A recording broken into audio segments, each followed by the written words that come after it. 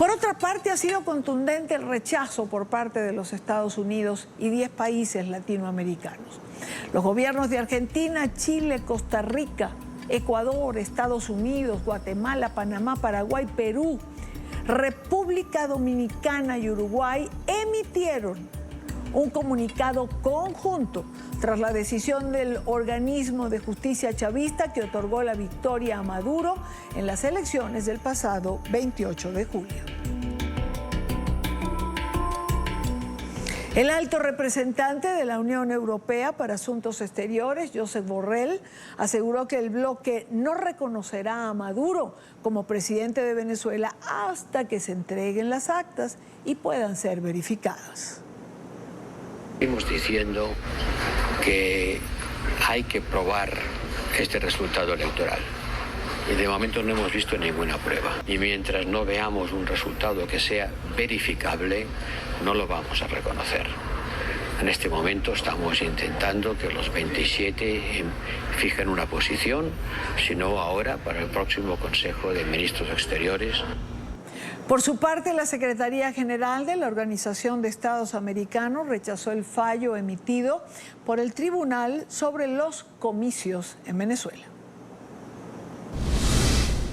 La Secretaría General de la Organización de los Estados Americanos, OEA, rechaza rotundamente el fallo emitido por la Sala Electoral del Tribunal Supremo de Justicia en Venezuela, en que certifica el material electoral supuestamente peritado y convalida categóricamente los resultados emitidos por el Consejo Nacional Electoral, CNE, con base en los cuales declaró ganador a Nicolás Maduro en las elecciones presidenciales del 28 de julio de 2024. Esta Secretaría General reitera que el CNE proclamó a Maduro de manera apresurada, con base en un boletín parcial emitido de forma oral, con números que evidenciaban imposibilidades matemáticas y sin presentar los resultados desegregados que conforme con la ley debe tabular mesa por mesa. El TCJ ahora emite una sentencia sin revelar los argumentos de la parte recurrente, sin analizar la legitimación activa o pasiva del recurso presentado, sin detallar los elementos técnicos que la persuadieron sobre la supuesta autenticidad de las actas que el CNE dice haber consignado en sus estrados y sin explicar con base en qué criterios o evidencias da por hecho el ataque cibernético masivo contra el sistema electoral venezolano. Canadá también acaba de pronunciarse, por cierto, diciendo que no es creíble el fallo e instando a comenzar la transición. Y también lo ha hecho el Comité de Relaciones Exteriores del Senado de los Estados Unidos, señalando que la elección en Venezuela ha sido una farsa porque no fue una elección libre, pero la voz del pueblo fue muy clara. El régimen de Maduro perdió. Esto dice el Comité de Relaciones Exteriores del Senado. Quiero saludar a nuestro primer invitado en la tarde de hoy, cerrando la semana, Daniel Sobato, miembro del Consejo Asesor del Programa para América Latina del Wilson International Center e investigador senior del Centro de los Estudios Internacionales de la Universidad Católica de Chile. Señor Sobato, bienvenido. Gracias por acompañarnos hoy. Muy buenas tardes, Idania. Siempre un gusto estar con usted. Igualmente para nosotros, señor Sobato. Bueno, después de ver, digamos, toda esta, no sé cómo calificar la catarata, andanada de pronunciamientos, me gustaría comenzar preguntándole, ¿dónde está parado Nicolás Maduro hoy? Bueno, Nicolás Maduro, 26 días después de la elección del 28 de julio, el próximo miércoles se cumple un mes, creo que está parado frente al proceso de mayor debilitamiento y deslegitimación electoral y aislamiento internacional que se pudo imaginar desde que llegó a la presidencia en el 2013. Logró en dos ocasiones, la del 2013 por una diferencia muy ajustada, que para muchos no ganó, sino que perdió frente a Capriles. Luego repitió una farsa electoral en el año 2018 y creo que tenía la convicción de que podía nuevamente hacer una farsa electoral ahora, en el 2024, y salirse con la suya. En mi opinión, de este momento podemos decir de Nicolás Maduro que está muy, muy derrotado en lo electoral, muy debilitado en su legitimidad político-social por la paliza electoral que recibió, pero que no está derrotado ni política ni militarmente. Y este me parece que es un elemento al cual hay que ponerle foco y atención, porque hasta tanto no se lo debilite o se lo derrote política y militarmente, me temo de que el régimen va a preferir hacer una fuga hacia adelante, agudizar la represión, fortalecer el autoritarismo y convertirse en lo que ya es una dictadura. Entiendo perfectamente, digamos, el análisis militar. Maduro está sostenido por una cúpula que es quien ha establecido este cerco y quien ejecuta parte de la represión con otros cuerpos de seguridad, pero prácticamente todos dirigidos por militares. Ahora, cuando usted dice que no está derrotado políticamente, ¿a qué nos referimos, señor Sobato? A que de todas maneras, pese al aislamiento que estamos viendo de la comunidad internacional, pese a todas las críticas que usted al inicio de este programa fue describiendo y que se suman a todas las otras que ya hemos oído a lo largo de estos 26 días, no hay todavía una manera de forzar una salida o de empujar a Maduro y a su círculo cercano a entrar en un proceso de transición. Y esto me parece que es un elemento fundamental, Idania, porque en mi opinión estamos muchas veces en los análisis confundiendo la realidad con la expresión de deseos. Es cierto que es un dictador, es cierto que reprime, es cierto de que ha hecho un fraude colosal e infame, es cierto que debería dejar el poder, pero esas son todas expresiones de deseo. El tema es que nos tenemos que concentrar es qué elementos de incentivos, zanahorias y de fuerza, garrotes, se pueden combinar de manera estratégica en lo interno y en lo internacional para poder obligar a llevar a Maduro a una mesa de negociación con el suficiente balance, punto 3 de los 4 que propone María Corina, para lograr una transición de un régimen dictatorial. No estamos hablando de una elección en un régimen democrático, estamos hablando de una elección en un régimen que hasta hace poco podíamos considerar autoritario y que ahora claramente se ha convertido en una dictadura. Zanahorias a lo interno, la propia María Corina ha señalado que puede negociarse, que han ofrecido salvoconductos. Es decir, hay varias zanahorias que se han puesto sobre la mesa. Me imagino que en las conversaciones, puertas afuera de Venezuela, también se han puesto zanahorias. Ahora, ¿qué garrotes buscamos? Las sanciones. Bueno, los garrotes tienen que ser una combinación, pero pongamos atención a un tema central, que de nuevo tiene que ver con lo que realmente pasa en los hechos y no con la expresión de deseos. La política comparada nos muestra que sí es factible y posible salir de situaciones como la de Venezuela. No son fáciles, no son rápidas y conllevan muchas veces mucho sufrimiento y mucho proceso de negociación.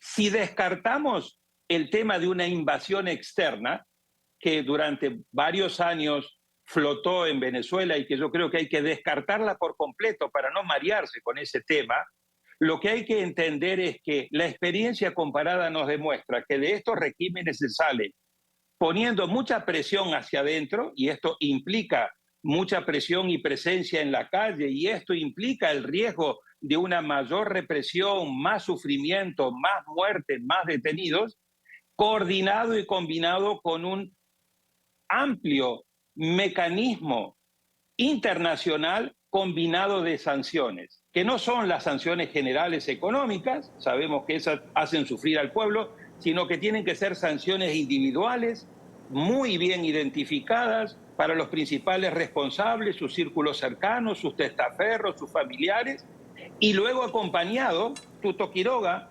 ayer, si mal no recuerdo, en una entrevista o antes de ayer que usted le hizo, daba y sumaba algunas otras cosas con las cuales yo comparto.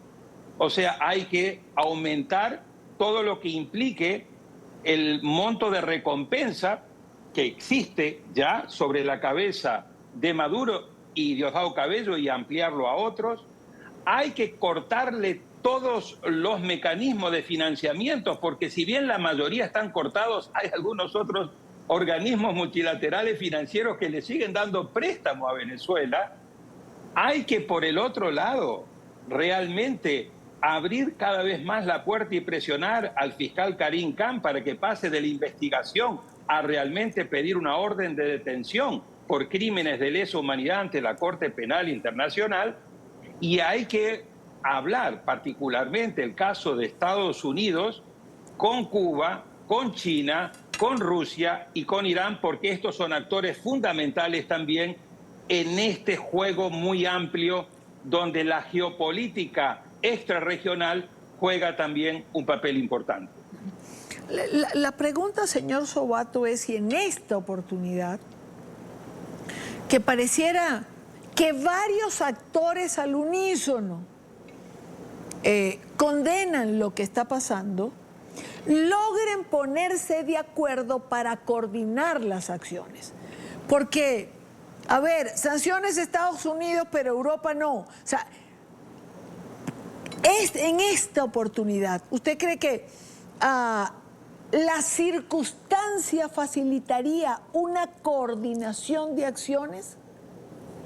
Yo creo que es imperativo y además, si no se coordinan esas acciones, ya sabemos de que terminan siendo ineficaces. Ahora, el problema es que hay que poner el tema de la crisis de Venezuela y Dania en el contexto del escenario mundial. Y tiene usted a Zelensky invadiendo a Rusia, y no solamente a Rusia, invadiendo a Ucrania, con lo cual muchos de los europeos están muy focalizados en qué pasa en ese conflicto. Tiene usted al señor Blinken yendo y viniendo a Medio Oriente, a Egipto, con Qatar, tratando de ver si pueden lograr un cese al fuego para lo de Gaza, pero también para que Irán no lleve represalias a los ataques de Israel. Con lo cual ahí hay otro foco de atención muy importante. Tiene usted el desarrollo de la campaña electoral en este momento con elecciones presidenciales el 5 de noviembre, donde el tema de inmigración y donde el tema precio de petróleo, porque un petróleo caro aumenta la gasolina aumenta el costo de vida, la inflación.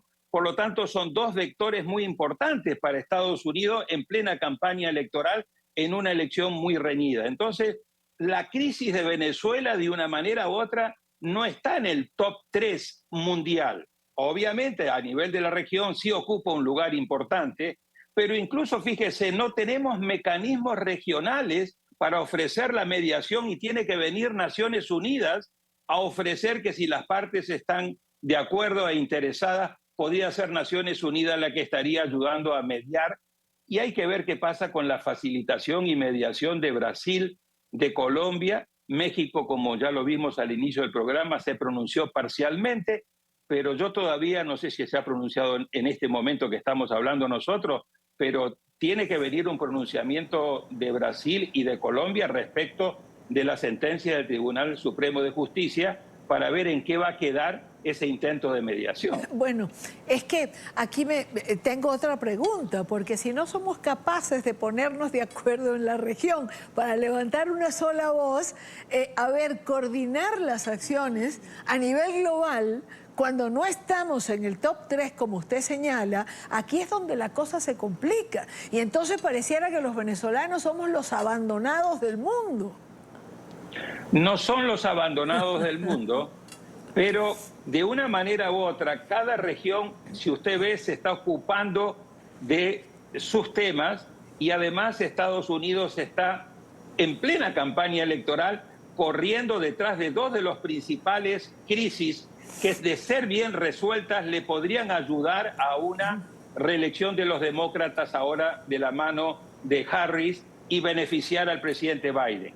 O sea, equilibrar la situación en Ucrania-Rusia y por el otro lado lograr un cese al fuego en Medio Oriente con Gaza y de una manera u otra calmar a Irán que no, junto con sus proxies Hezbollah, Hamas, no ataquen a Israel.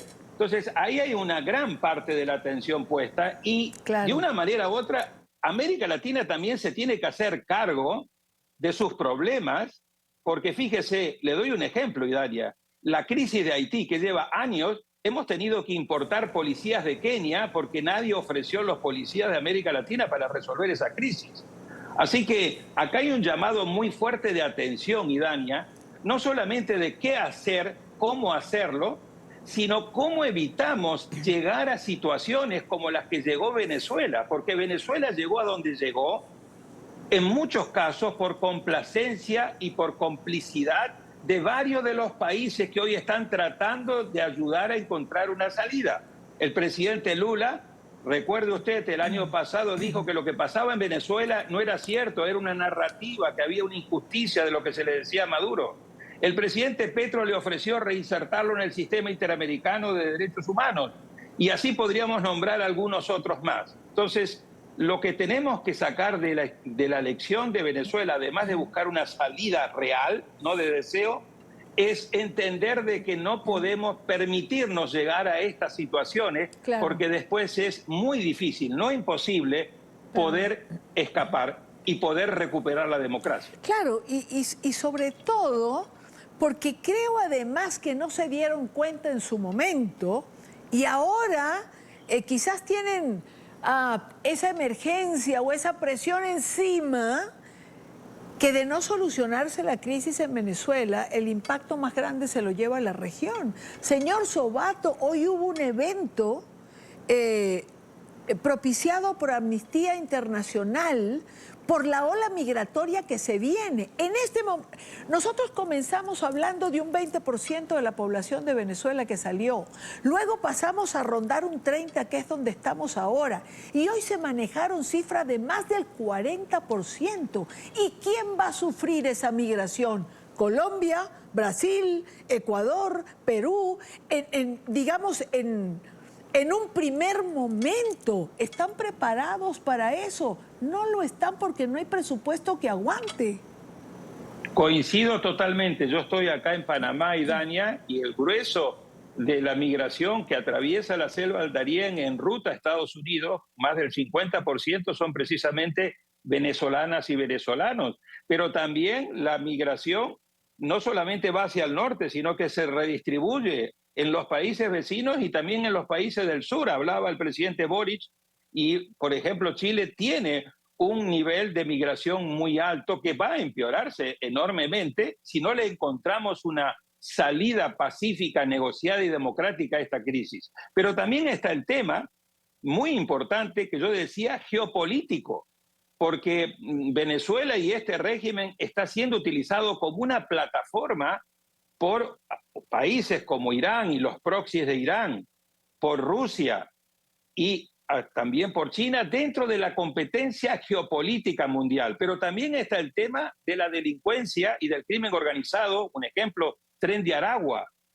Pero también está el tema de lo que puede implicar esto en una crisis geopolítica interna en América del Sur, con los intentos del régimen de Maduro de eventualmente invadir Guyana por el tema del Esequibo. Entonces, hemos hecho de Venezuela por complacencia, por negligencia, por connivencia, una situación tremendamente explosiva en el norte de América del Sur, en un país muy importante geográfica y económicamente, que a su vez triangula con la dictadura de Nicaragua y triangula con la dictadura de Cuba. Es decir, en unos años pasamos de una sola dictadura, que era la cubana, a tener ahora 3 dictaduras con un altísimo nivel de impunidad. Y esto es lo que está en juego en Venezuela. Es mucho lo que está en juego para los venezolanos, pero también es mucho lo que está en juego para la región y también para los Estados Unidos. Señor Sobato, ya el tiempo está sobre mí, pero quiero hacerle una última pregunta. ¿Cuál es su escenario? Mi escenario es el siguiente. Creo que en el corto plazo, si no logramos aumentarle significativamente el costo de salida, por eso yo pongo más énfasis en este momento, no tanto en las zanahorias, porque todo el mundo está hablando de los incentivos. Digo, los incentivos están perfectos, pero ¿qué garrotes tenemos para sentarlos en la mesa? Entonces, si no logramos aumentarle significativamente el costo de salida, si no logramos seguir manteniendo de manera inteligente, estratégica, la presión interna, bien articulada y coordinada con la presión internacional, para buscar generar fisuras en el único tema que sostiene este régimen, que son los militares. Yo creo que ahí hay que hacer una apuesta fuerte para tratar de ver hasta dónde es realista poder generar una división que genere incentivos para que un sector de los militares diga yo no quiero seguírmela jugando. Y el tema de los crímenes de lesa humanidad y de la Corte Penal Internacional puede ser un elemento importante. Si no logramos esto, yo creo que vamos hacia a una mayor represión y a una mayor profundización del régimen en términos autoritarios, convirtiendo lo que ya prácticamente estamos viendo a una Venezuela cada vez más similar a Nicaragua o a Cuba. Qué ironía esto, Idania, ¿no? Siempre decíamos hay que evitar que Nicaragua se convierta en Venezuela. Ahora estamos diciendo hay que evitar que Venezuela se convierta en Nicaragua. Esto demuestra cómo hemos ido perdiendo en la región capacidad para fortalecer y defender la democracia y combatir el autoritarismo y las dictaduras. Lamentablemente esa es nuestra realidad. Señor Sobato, como siempre un gusto tenerlo en el programa. Gracias por acompañarnos. Gracias por la invitación, Idania. Buenas tardes. Buena tarde también para usted, Daniel Sobato.